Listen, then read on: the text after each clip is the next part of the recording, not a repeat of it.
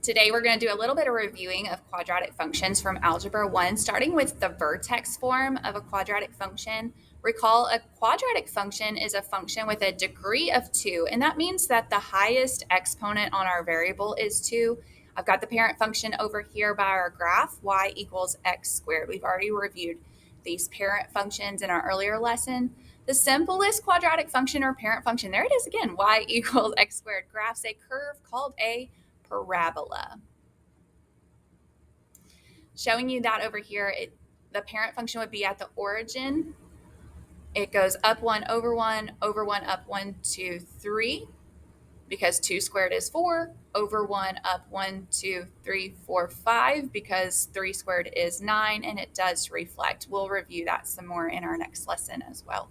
But giving you that picture of that parent basic, no transformations parabola with our y equals x squared parent function.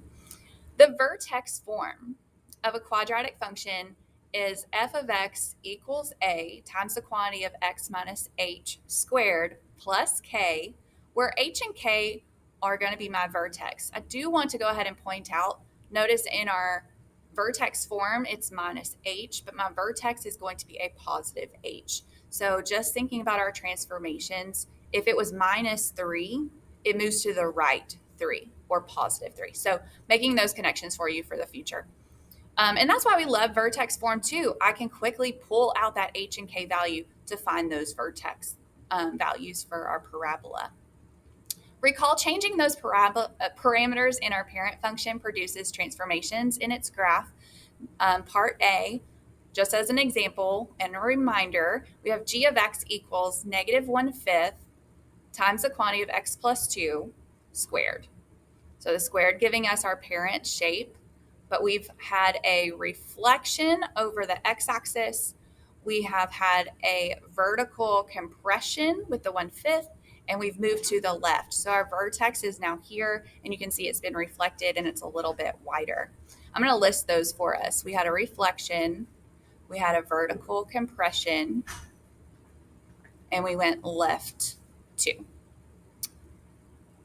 On B, we have j of x equals 3 times the quantity of x minus 1 squared minus 4, the squared giving us that parent function for that parabola.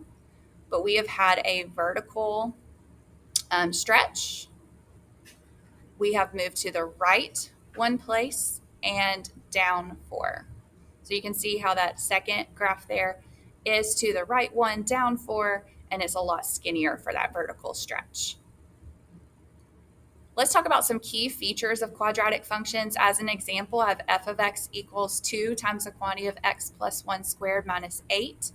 That 2 in front is the first part here. The 2 indicates that this graph is going to open upward, right? It's still a happy smiley face parabola. It's not been reflected. And that 2 also tells us we have a vertical stretch.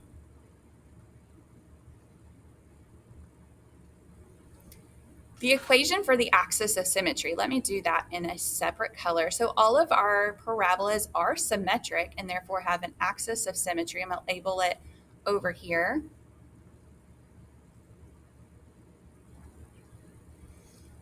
And that equation, Delta Math's going to ask you for the equation for the axis of symmetry, is x equals negative 1 for this example.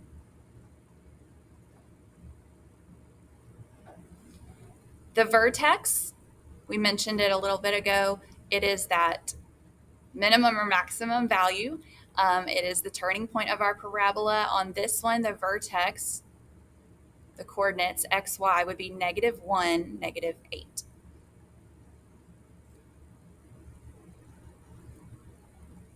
Also listing that over here in our blanks, the vertex is negative 1, negative 8, and is the it can be, I mentioned it earlier, our minimum or maximum value. For this example, it is a minimum. If our parabola had been flipped upside down, its vertex would have been a maximum. The coordinates for the y-intercept in our example, looking at my y-axis, it intersects down there. That the coordinates x is 0, y is -6. 0, -6. The coordinates for the x-intercepts, and those can also be called zeros. Those x-intercepts, looking at our example here, it goes through -3 and 1, and we're asked for those coordinates. So list them as ordered pairs: -3, 0, and we have +1, 0. The domain of our parabola of our function here, recall that's all of our x values. I know we get caught up looking at this parabola that is going up, up, up, but let's talk x values. How far left is it going? How far right is it going? I know it's shooting up, but look how it's ever so slightly creeping out to the left. If I had a big enough graph, it would keep going out and keep going out until infinity. And same on the other side, keep going out to infinity. So our domain is all real numbers. I'm going to put a star here. That is going to be true for all of our quadratics.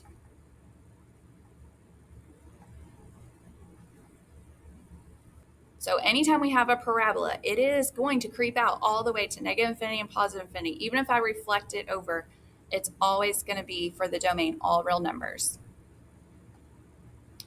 The range of our example here, the one that's in black, our range would be our y values. How low does it go to how high does it go? The lowest value we have is -8, and then it goes to infinity. And so you can use that notation, -8 to infinity. Do use a bracket around -8 because we are passing through -8. It is included. So we talked about our 2 at the front of our function opening our parabola upward. If it had been reflected, opens downward. Vertical stretch. Talked about the axis of symmetry, vertex, y-intercept, x-intercept, domain, and range. Let's practice a little bit more on our next examples. We're going to determine whether the quadratic function shown below has a minimum or maximum, then determine whether that minimum or maximum, determine the minimum or maximum value of the function.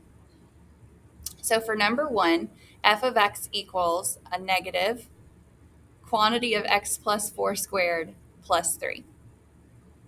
Does it have a minimum or maximum?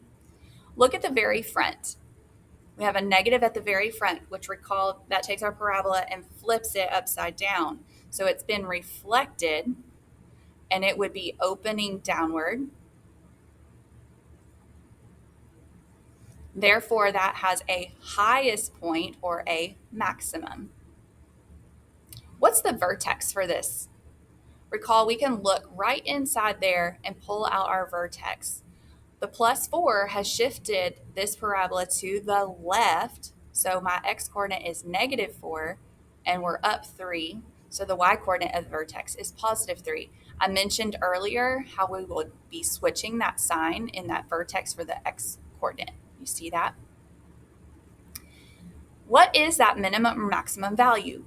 That's referring to the y value. How high is it? Well, if my vertex is my maximum point, that y value, that highest place on the y-axis, is at 3.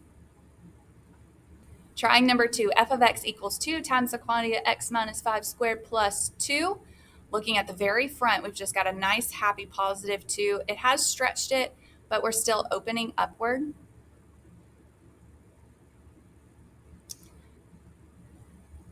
So do we have a minimum or maximum? We are going to have a minimum point.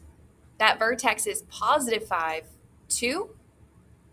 And that minimum value is going to be 2. So at face value, these questions seem very difficult. But as you do the first couple, you're like, oh, this is a breeze. Our last 2 examples are multiple choice. And I just wanted to show them to you just to make sure everybody's comfortable with them. On number 3, we're given a graph and we're selecting which equation matches. So looking at our answer choices, I can see my parabola is opening upward. Therefore, that a value in front needs to be greater than 0, or it needs to be positive. So let's look and see what we've got. I've got a +3 on this one, -3. That's out. -3 would have made my parabola kind of a frowny shape. Same over here, that has a -3. But that last bottom right answer could be it. The other thing we can check is our vertex. So our vertex here is 4, -4. So in my function, I should have x -4, -4. So I'm looking for two of those -4s. I don't think I'm getting it in that top left, but I am in that bottom right. That is my answer choice. So there's a couple on Delta Math that can look a little tricky, but don't read too much into it. Go with your gut and you'll probably be fine. Number 4, same thing. I've got a frowny shape, so I should have an a value that is less than 0 or negative. So look in here, those are positives. Those are smiley face parabolas. I need the negative to have that reflection. And our vertex is at -6, 2. So in my function, I should see something like x plus 6 plus 2.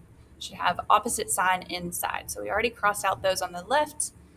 +2 or +6 and a +2. That's that top right one is my answer choice. So that's vertex form for quadratic functions, remembering that we're just applying the things that we've learned in our transformations. And we went a little bit further to review that axis of symmetry, vertex, domain, and range, and those types of features for our quadratics. So let me know if you have questions, guys, and I'll see you in class.